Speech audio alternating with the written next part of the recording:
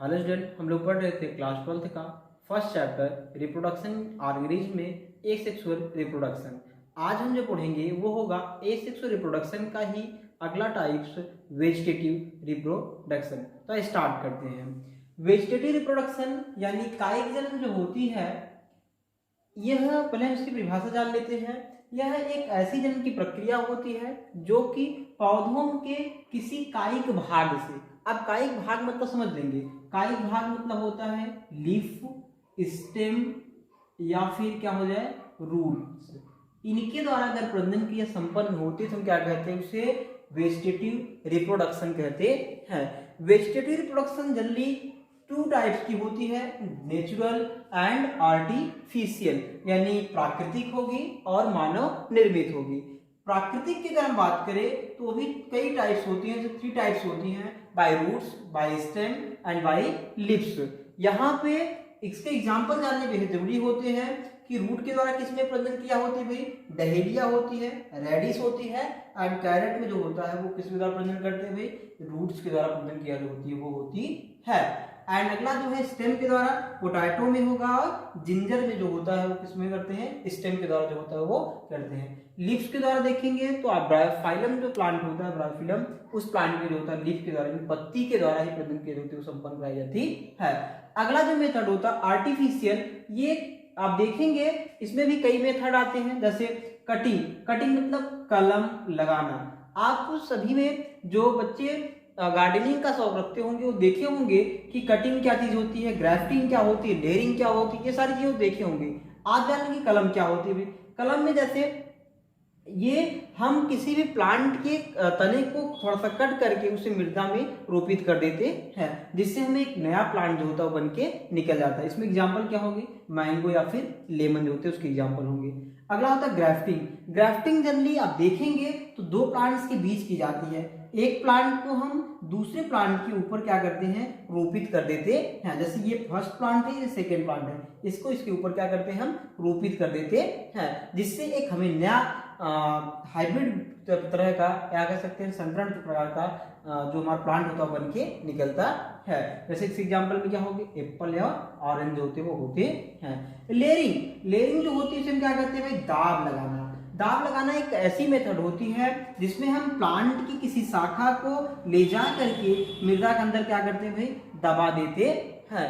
अब हम जब तब तक दबाए रहते हैं जब तक कि यहाँ से रूट्स निकल ना आए। जब रूट निकल जाती है तो हम इसे क्या करते हैं, इसे मेन शाखा से कट करके अलग कर देते हैं और इसे हम ले जा करके एक नए प्लांट के रूप में रोपित करते हैं। इसके एग्जाम्पल में क्या होगा, लेमन और रोज होते हैं, उनमें होता है। अगली मेथड होती है एयर लेयरिंग और बूटी। एयर लेयरिंग, जैसे लेयरिंग में क्या करते हैं, मृदा के अंदर करते हैं। एयर लेयरिंग वायु में की जाती है। ये कब की जाती है भाई, जैसे मान लिया जाए ऐसा कोई प्लांट हो जिसकी शाखा जो है वो मृदा में झुकने योग्य ना हो, तो हम करते क्या है, इसकी ऊपरी शाखा में थोड़ा सा इंजर्ट करके उसकी छाल को हटा देते हैं और यहाँ पे हम उचित पोषक पदार्थ लगा करके इसमें किसी सूती कपड़े के द्वारा से बांध दिया जाता है।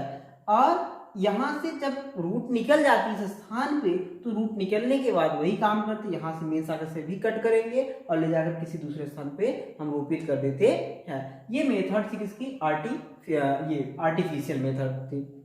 अब हम यहाँ पे बात करेंगे कि वेजिटेटिव रिप्रोडक्शन से लाभदायक क्या होता है, इनकी हानियां क्या, थोड़ा ड्रॉबैक भी जान लेते हैं भाई और थोड़ा एडवांटेज भी जान लेते हैं। इससे फायदा ये होता है कि ये कम समय में अधिक संतान को हम कह सकते पौधों को जन्म देते हैं। दूसरी बात है कि एक ही सिंगल पेरेंट के होने के कारण इनमें किसी प्रकार की विभिन्नता जो होती है, वेरिएशन जो होती है वो नहीं आती है।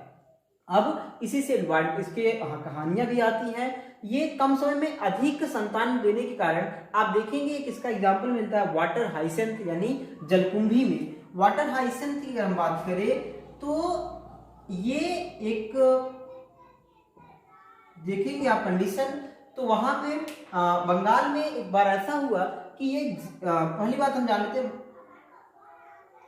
Water hyacinth. वाटर हाइसेंथ जो है ये इंडिया में इसलिए लाया गया था इसकी फ्लावरिंग की सुंदरता को देख करके प्लांट जो तालाब होते हैं उनकी सुंदरता बढ़ाने के लिए इंडिया में लाया गया। लेकिन कभी कभी ये अनावश्यक या इतनी तेजी के साथ वृद्धि कर गया कि ये जो पॉन्ड्स थे उसमें रहने वाले जो भी जलीय जीव होते हैं उनकी ऑक्सीजन को टेकअप करने लगता है। क्या उसे, जैसे आप जानते हैं कि जलीय जो भी पौधे होते हैं वो जल के ऑक्सीजन को ग्रहण करते हैं। तो जब ये जल के ऑक्सीजन को ग्रहण करने लगता था तो उससे जो जलीय जीव होते थे वो नहीं प्राप्त कर पाते थे, जिससे उनकी मृत्यु हो जाती थी। यही हुआ बंगाल के एक झील हुआ करती तो वहां क्या हुआ भाई, ये इस झील में इतना अधिक विकसित हो गया कि उस झील में जो वाटर होल्डिंग की कैपेसिटी थी वो बहुत कम हो गई। जब वाटर होल्डिंग की कैपेसिटी कम हो गई तो उससे हुआ क्या कि बंगाल में बाढ़ आ गई, जिससे कारण इसका नाम क्या पड़ा, टेरर ऑफ बंगाल के नाम से या बंगाल का आतंक के नाम से जाना जाने लगा। ठीक है, अब हम देखते हैं इसी का एक दूसरा मेथड होता है जिसे हम कहते हैं माइक्रो प्रोपेगेशन। तो आइए देखते हैं माइक्रो प्रोपेगेशन होती क्या चीज है। माइक्रो प्रोपेगेशन का दूसरा नाम होता है टिश्यू कल्चर। टिश्यू कल्चर यानी ऊतक संवर्धन। ये क्या चीज होती है? टिश्यू कल्चर आप देखेंगे नाम से टिश्यू कल्चर, कल्चर संवर्धन।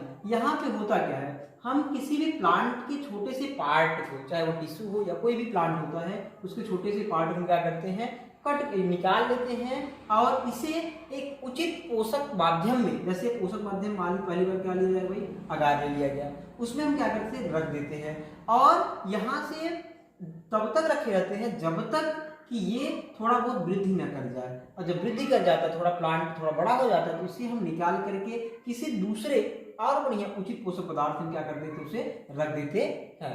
और यहाँ से जब वो प्लांट काफी डेवलप कर जाता है तो हम उसे अलग ले जा करके रोपित कर देते हैं। इससे ये फायदा ये होता है कि इन प्लांट्स में देखेंगे तो जो भी रोगाणु होते हैं वो पाए जाने की संभावना बहुत ही कम होती है। दूसरी बात है, ये कम समय में अधिक संतान को जन्म देने में सक्षम होती है। ठीक है,